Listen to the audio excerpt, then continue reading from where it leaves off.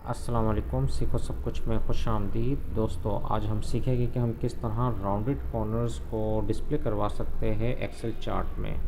तो दोस्तों, आप देख रहे हैं कि इस वक्त एक सेल चार्ट बना हुआ है जिसके कॉर्नर जो है वो राउंडेड नहीं है। हमें इसके जो कॉर्नर्स हैं इनको राउंडेड डिस्प्ले करवाना है। तो इसके लिए मैं आज आपको बहुत ही सिंपल और आसान टेक्निक बताऊँगा जिसके थ्रू आप ये काम कर पाएंगे। तो सबसे पहले आप इस चार्ट को सिलेक्ट कर लीजिए और उसके बाद आपने राइट क्लिक करना है और फॉर्मेट चार्ट एरिया पे आना है। यहाँ आने के बाद आप बिल्कुल नीचे की जानिब आ जाए जहाँ आपको शो हो रहा होगा राउंडेड कॉर्नर्स का ऑप्शन।